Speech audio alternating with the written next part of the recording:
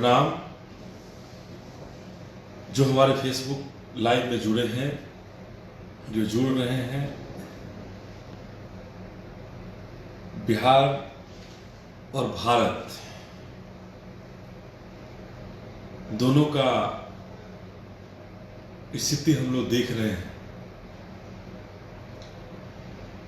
कि आखिर कैसे हमारा बिहार आगे बढ़ रहा है, कैसे हमारा भारत आगे बढ़ रहा है। और लॉकडाउन का 50 दिन पूरा हो गया। 50 दिन की क्या क्या उपलब्धि रही लॉकडाउन के पूरा होने का, ये समझने की जरूरत है कि जब लॉकडाउन का शुरुआत किए थे तो जनता कर्फ्यू लगा था और उस जनता कर्फ्यू में हम लोगों ने ताली बजाया था प्रधानमंत्री के आह्वान पर। जब संख्या और बढ़ी, हमारे भारत के कुछ सपूत हमने खोए, तो हमने दिए जलाए थे। हमने, कहने का मतलब भारत के वासी जो अपने आप को देशभक्त कहते हैं, उन्होंने दिए जलाए थे। और दिया जला करके हमें नहीं लगता है कि जो ताली बजाए, थाली बजाए, वो हम डॉक्टरों के सम्मान में बजाए, अपने कोरोना वॉरियर्स के सम्मान में बजाए। वो तो हमने अपने देश के प्रधानमंत्री मोदी जी के सम्मान में बजाया था। दिया भी हमने उन्हीं के सम्मान में जलाया था। हमें जो लगता है कि जो हमने किया था वो मोदी जी के सम्मान में किया था, क्योंकि अगर डॉक्टर्स की चिंता होती, नर्सेज की चिंता होती, मीडिया कर्मियों की चिंता होती, जो भी कोरोना वायरस थे उनकी अगर चिंता होती, तो उसके लिए हम सबसे पहले जो पीपीई किट लाना था वो लाने की व्यवस्था करते, सैनिटाइजर नहीं था वो लाने की व्यवस्था करते, लेकिन हम वो नहीं लाए। पीपीई किट हम डॉक्टरों को नहीं दिए और हमने ताली बजवा दिया। और हमारे अंधभक्त लोग इसे देशभक्ति से जोड़ दिए। आश्चर्य लगता है कि हम किस भारत में चले आए हैं। आखिर भारत का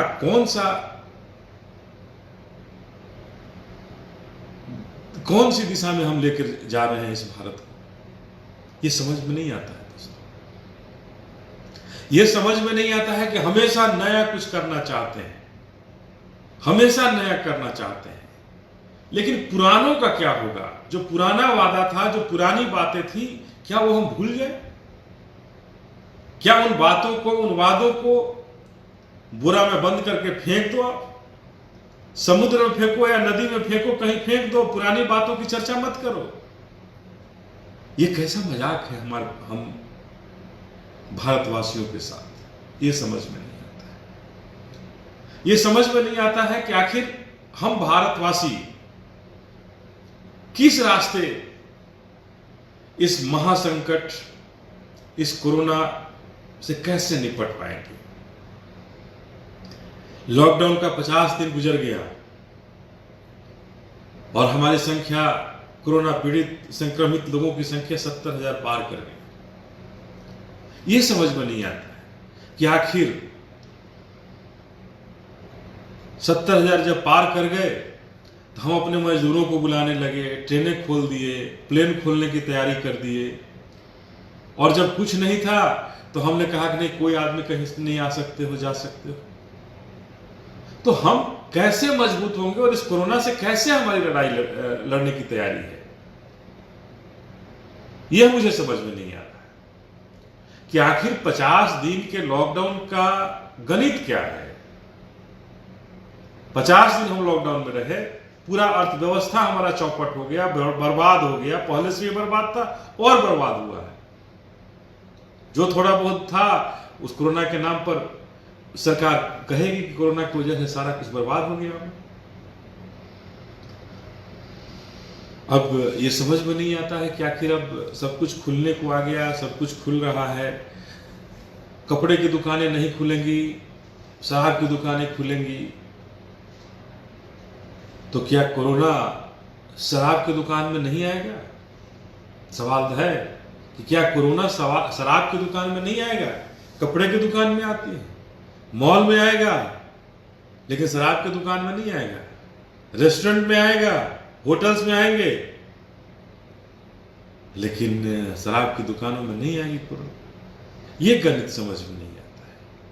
ये किस गणित के तहत ये सरकार, हमें लगता है कि पता नहीं बिना सोची समझी रणनीति के तहत हम इस लड़ाई में आगे बढ़ गए। मेरी व्यक्तिगत राय है कि इस लड़ाई में हम सभी बहुत कमजोर हुए हैं। कल प्रधानमंत्री जी आए, बहुत उम्मीद थी सबको, और हमें लगता है कि वो भारत की जनता को कम खुश किए, राहुल गांधी को उन्होंने ज्यादा खुश किया। क्योंकि राहुल गांधी ने ही कहा था कि जीडीपी का 10% अगर दे दे तो हमारी इकोनॉमी दौड़ जाएगी। उन्होंने अंतिम में जिक्र किया कि जीडीपी का 10% 20 लाख करोड़ होता है, हम दे दिए साहब। मैं अर्थशास्त्री नहीं हूं, लेकिन अर्थशास्त्र थोड़ा सा समझता हूं। उसके तहत जो पुरानी बातों को भी उन्होंने उसमें लपेट लिया कि जो रिजर्व बैंक और सब कुछ किए हैं, तो पुरानी बातों को भी इसमें जोड़ दिया हमने, और हम सबको मिला के 20 लाख करोड़ दे दिए। 20 लाख करोड़ आपने किसे दिया, कैसे दिया, ये आगे पता चलेगा। लेकिन मैं एक ही बात कहना चाहता हूं, सवाल है मेरा कि हमारे स्मार्ट सिटी का क्या हुआ मोदी जी? और अंधभक्तों या भक्तों, आप जरा ये बता देना कि अभी हम आत्मनिर्भर भारत बनाने चले हैं। ये 20 लाख करोड़ हमें आत्मनिर्भर भारत बनाने की योजना की तैयारी है, उसके तहत ये मिला। लेकिन उस मेक इन इंडिया का क्या होगा? जो हमारे मोदी जी का 6 साल पुराना शगुफा था, जुमला था, शगुफा था, इसे जो कह लें, उस मेक इन इंडिया में आज क्या हम मेक कर लिए?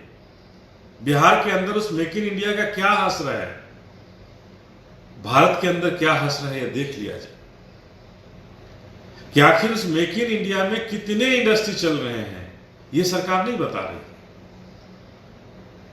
हमारी कितनी सिटी, कितने शहर स्मार्ट बने, 6 साल में भी नहीं पता चला।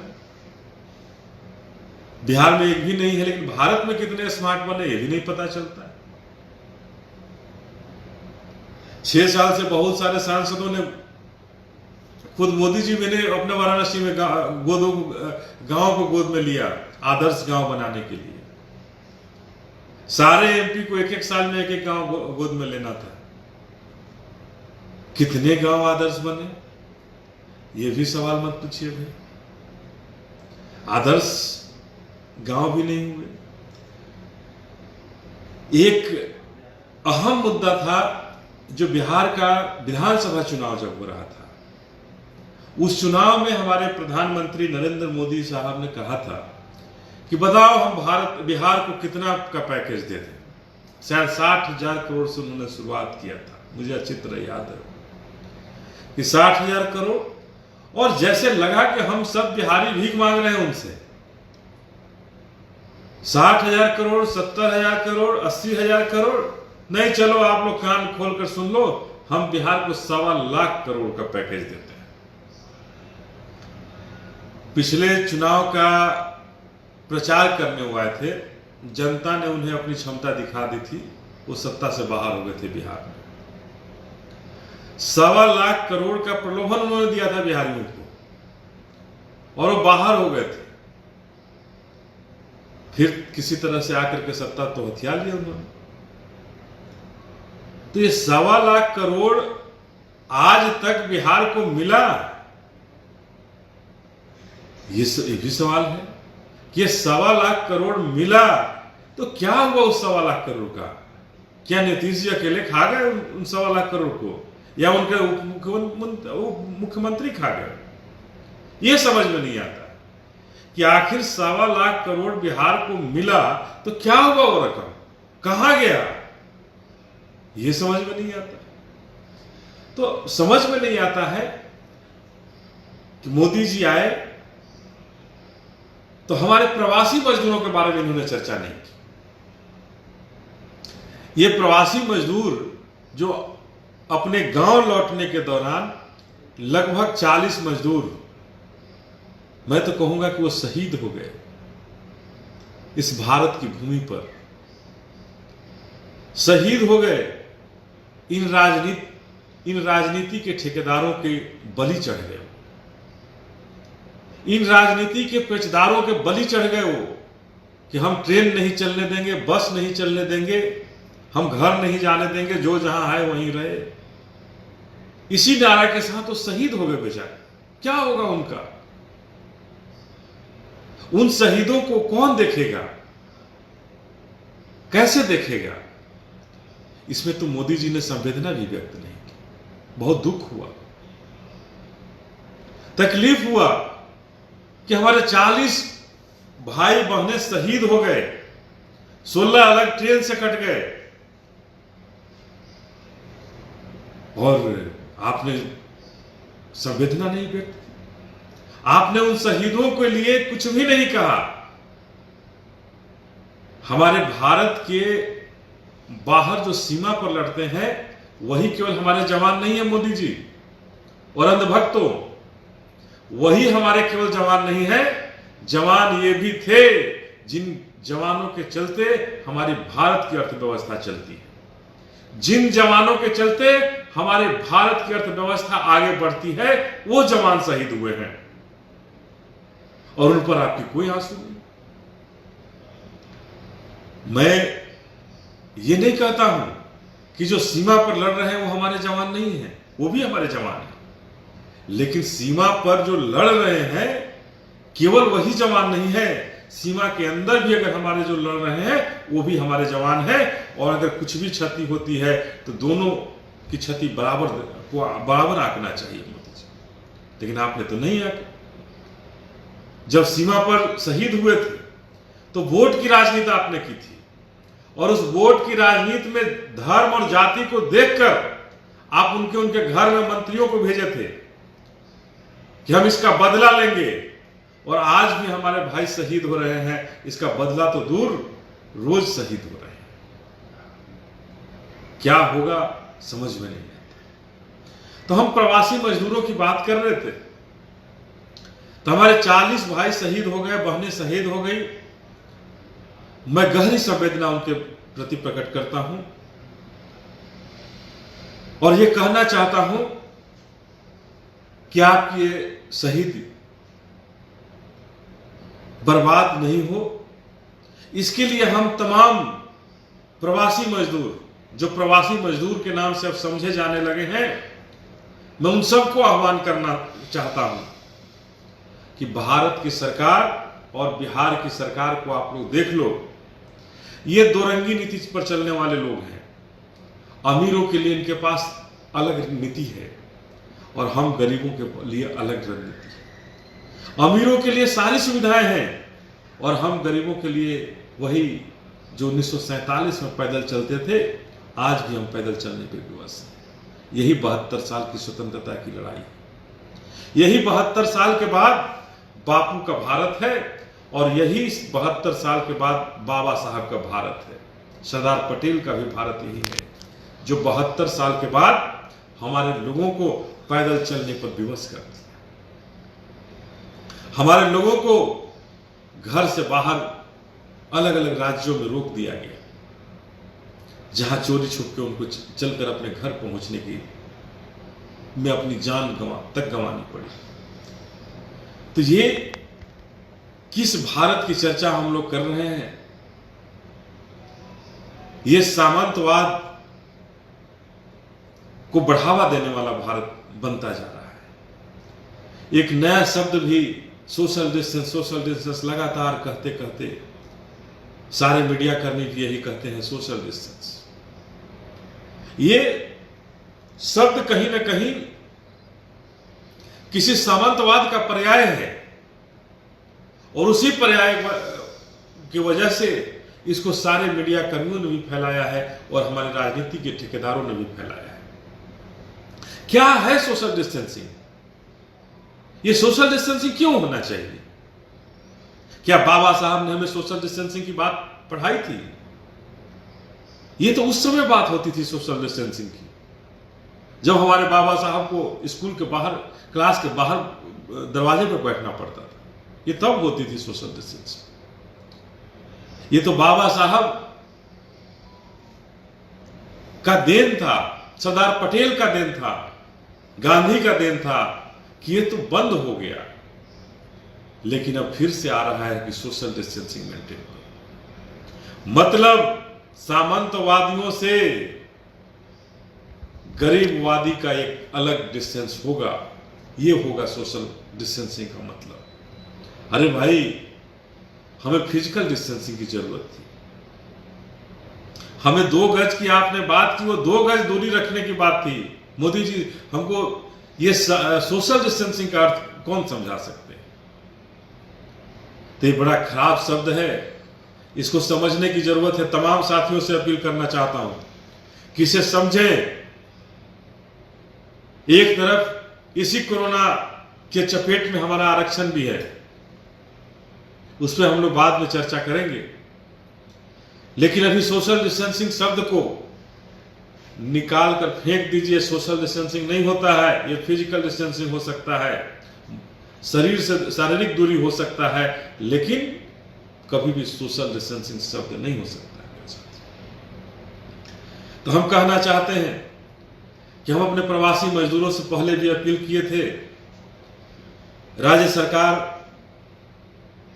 की रवैया से हम सबों को अनशन पर भी बैठना पड़ा। राज्य सरकार ने कहा कि हम अपने सारे प्रवासी मजदूरों को बिहार में बुलाएंगे, 1 हफ्ता के अंदर हम बुलाएंगे। हमने अनशन में मात्र एक ही मांग रखी थी कि 1 हफ्ता के अंदर हमारे प्रवासी मजदूर जो भी जहां हैं उनको बिहार बुलाया जाए। बिहार सरकार ने ये मांग मान ली, हमने धन्यवाद भी दिया, लेकिन उसके साथ ही ये कहा कि ये जुमला नहीं हो जाए, इसके प्रति जागरूक होइए और लोगों को बुलाने के लिए प्रयास कीजिए। तो सरकार तो कह रही है, हम लोग भी 1 हफ्ता देख रहे हैं। ये सरकारें 1 हफ्ता के अंदर हमारे जो भी प्रवासी, हमारे जो भी बिहारी भाई बहनें माताएं जहां फंसी हैं, उनको बिहार लाने का, उनके घर तक पहुंचाने का सरकार काम करती है या नहीं, हम लोग इस बात का इंतजार कर रहे हैं। मुझे पूरा विश्वास है कि नीतीश कुमार जी अब विवश हो गए हैं। हम लोगों ने उन्हें लाचार किया है कि वो हमारे जो भी श्रमिक भाई बहन हैं उन्हें उनके घर तक पहुंचाने का काम करें। क्वारंटाइन सेंटर की हालात आप देख ही रहे हैं बिहार में, किस तरह का बदइंतजामी का आलम है। वहां पर खाना तक नहीं मिल रहा है। गमछा, लुंगी, बाल्टी की बात तो, मच्छरदानी की बात तो भूल जाइए। नीतीश जी डबल इंजन की सरकार है और पूरा आपदा प्रबंधन के सारे पदाधिकारी हमारे बिहार को लूटने में लगे हुए हैं आपदा के माध्यम से। इसलिए एक बार पुनः आपसे निवेदन है कि जो आपने 1 हफ्ता का जो समय लिया है, उस 1 हफ्ता के समय में हमारे तमाम बिहारी भाइयों को लाने के लिए प्रयास बढ़ाइए और उनको लाइए और अपने क्वारंटाइन सेंटर का हालात ठीक कीजिए, व्यवस्था ठीक कीजिए कि लोगों को खाना पीना समय पर मिले, खाना पीना मिले। लोग बहुत कष्ट में हैं, दुख में हैं, उनके कष्टों का निवारण आप कीजिए। हम लोगों ने भी अपने तरफ से प्रयास किया। इस लॉकडाउन के पीरियड में जहां सब लोगों ने मना किया, हम लोगों ने अनशन रख करके सरकार को जगाने का काम किया। बहुत जगह हम लोगों ने राहत का कैंप भी चलाया, हमारे साथियों ने चलाया, हमारे समर्थकों ने चलाया, बिहार के अलग अलग कोनों में चला। कुछ लोग सवाल करते हैं कि आपने क्या किया, तो हम कहना चाहते हैं कि हमने बहुत प्रयास किया, बहुत किया, और इसी का नतीजा हुआ कि इस राज्य सरकार के कुछ मंत्रियों ने हमारे समर्थकों पर मुकदमे भी दर्ज करवाए, हमें रोकने का भी प्रयास किया गया। तो मैं बाबा साहब का पुजारी हूं, बाबा साहब का शिष्य हूं, सरदार पटेल का शिष्य हूं, और कभी भी अपने संविधान के बाहर नहीं जा सकते। हमने इस बात को समझा, लेकिन जो कष्ट में थे उस कष्ट को दूर करने का हमेशा, चाहे जो भी हमें कॉल किए हैं, उस कष्ट को दूर करने के लिए हमेशा प्रयास किए हैं। बिहार के बाहर भी जो लोग फंसे रहे हैं उन्हें भी मैं बहुत सारे लोगों को नहीं, हजारों लोगों को मैंने मदद किया, राशन पहुंचाया, पैसा पहुंचाया, जिससे कि उन्हें कुछ शांति मिले, उनका कुछ दुख को बांट सके। कितना सफल हुए वो बता सकते हैं, मैं नहीं बता सकता। हम बोलने वाले कम हैं, हम लोग करना जानते हैं कैसे लोगों को मदद किया जा सकता है। उस मदद के लिए हम लोग आतुर रहते हैं कि उन्हें मदद पहुंचाया जाए। हम यही कहना चाहेंगे कि हम क्या किए, ये सवाल अभी नहीं है। हम अपने तमाम समर्थकों से कहे हैं कि आप अपने आसपास के लोगों को पर नजर रखिए, कोई भूखा नहीं रहे, जरूर इस बात का ख्याल रखिए। हमारे लोग, मुझे पूरा भरोसा है कि इसका ख्याल भी रखते हैं, और पूरा भरोसा है कि इस तरह की स्थिति में अपने तरफ से सहयोग पहुंचाने से भी नहीं पीछे हटते हैं हमारे लोग। तो हम यही कहना चाहेंगे कि हम लोग अभी किसी पद पर नहीं है, कहीं कोई पद पर नहीं है, नहीं रहते हुए भी अपने बिहार की चिंता है, अपने बिहारियों की चिंता है। मैं उन हुक्मरानों से सवाल करना चाहता हूं, सांसदों से सवाल करना चाहता हूं, बिहार के सांसदों से सवाल करना चाहता हूं, पक्ष और विपक्ष नहीं, सारे सांसदों से सवाल करना चाहता हूं, सारे विधायकों से सवाल करना चाहता हूं कि आप अपने घरों में जो बंद हैं, कब निकलेंगे अपने घरों से? कब निकलकर अपने क्षेत्रों की ओर देखेंगे कि हमारे बिहार के लोग कितने त्राहिमाम संदेश में हैं? नीतीश कुमार जी की ओर देखना बंद कीजिए। नीतीश कुमार जी क्वारंटाइन हैं, उनसे बहुत कुछ उम्मीद नहीं कर सकते हैं। हम बिहारियों को बचाने का संकल्प हम सबको लेना होगा, और कोई नीतीश कुमार जी जो खुद क्वारंटाइन है, सुशील मोदी खुद क्वारंटाइन है, ये दोनों से उम्मीद नहीं है बिहार। हमारे तमाम प्रवासी मजदूर जो बाहर फंसे हैं, वो लाने का काम नीतीश जी करेंगे, उनको हमने धन्यवाद भी दिया है। लेकिन उसके अलावे नीतीश कुमार जी, हमें नहीं लगता है कि और कोई काम कर पाएंगे बिहार के लिए, बिहार की भलाई के लिए, बिहार के उद्योग धंधों के लिए। बिहार के उद्योग धंधों के लिए भी कुछ नहीं कर पाएंगे।